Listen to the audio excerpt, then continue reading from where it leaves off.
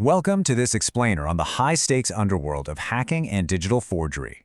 We interact with digital systems every single day, from checking our bank balances to sending highly sensitive emails.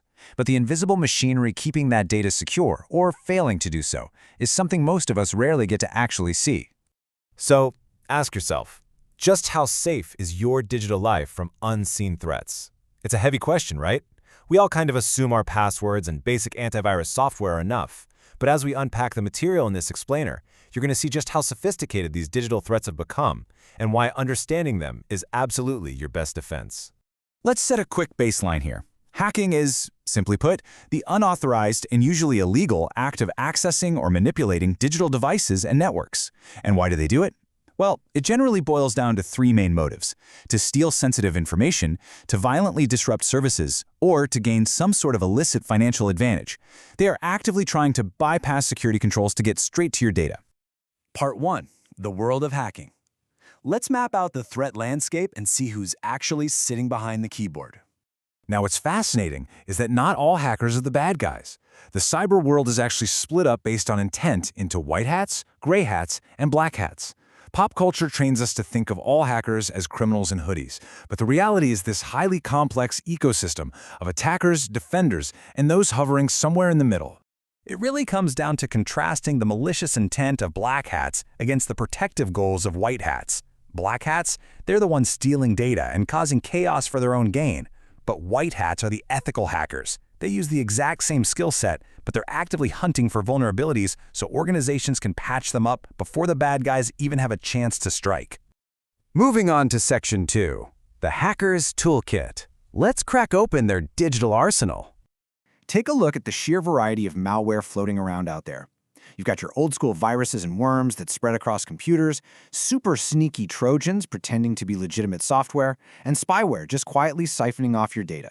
But right now, the absolute heavyweight and the most financially devastating tool on this list is ransomware. To put the real-world stakes into perspective, just look at the infamous WannaCry attack. This wasn't some minor glitch. This ransomware aggressively encrypted files worldwide, demanding payment in Bitcoin just to unlock them.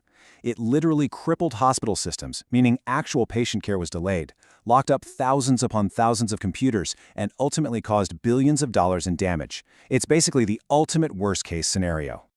Another major, totally brute force weapon in the hacker's toolkit is the denial of service, or DOS attack. You see that network of red hijacked computers? A hacker doesn't just attack from one machine. They weaponize a massive network of compromised devices to relentlessly hammer a single target server, all at the exact same time. And here's how that actually plays out. Those phony server requests, shown here as an HTTP GET flood, just completely choke the target site. There's literally zero bandwidth left for real, legitimate traffic. Just imagine the chaos if someone took down a vital government site during a critical event like an election, right? The server just buckles under the immense weight of all that fake traffic. Section 3, the Art of Deception. We're shifting gears here to social engineering. Because, honestly, sometimes the easiest way to break into a system isn't hacking the digital lock at all. It's just tricking a human into handing over the key. Take a really close look at this fake bank email. Notice the red flags? It's addressed to undisclosed recipients, the grammar is definitely a bit off, and worst of all, the login link points to some highly suspicious bit.do address instead of the actual Bank of America site. This whole setup is engineered purely for financial fraud. And this deception reliably follows the exact same 3 steps almost every single time. Step 1, a fake message goes out, perfectly mimicking a trusted brand.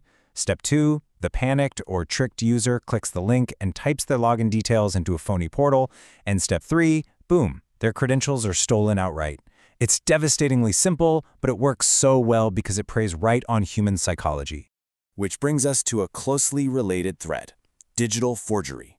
This is the malicious creation or manipulation of digital content just to deceive people. We're talking forged digital signatures, fake certificates used to fraudulently snag government jobs, or heavily altered images. It relies on advanced software to create fakes that look 100% authentic. This chart really proves how easily our eyes can be tricked these days.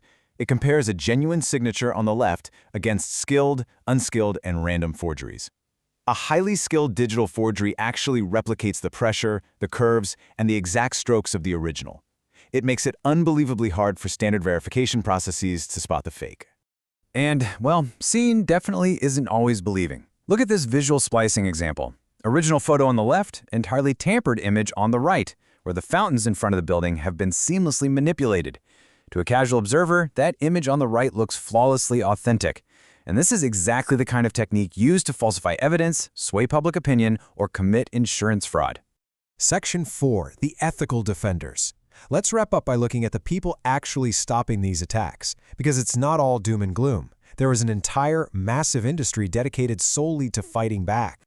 Organizations rely incredibly heavily on ethical hackers to do what's called penetration testing.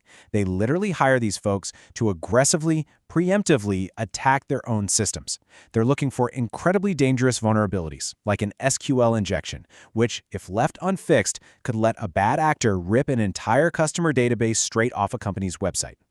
The whole point is captured perfectly in this quote. The organization fixes the vulnerability before it is exploited. By paying these white hats to test their systems, like an online banking portal, companies can patch the holes first. It's literally like hiring a master lockpicker to test the vault at your bank, just to make absolutely sure that when the real thieves show up, your financial data is locked down tight. So, we've covered the dark side of hacking, the tricky nature of digital forgery, and the critical work of our ethical defenders. Now, the next time you log into your bank or get one of those urgent emails, I want you to ask yourself, who might be quietly probing your digital defenses right now? And more importantly, who is standing guard? Stay vigilant out there, and thanks for joining this explainer.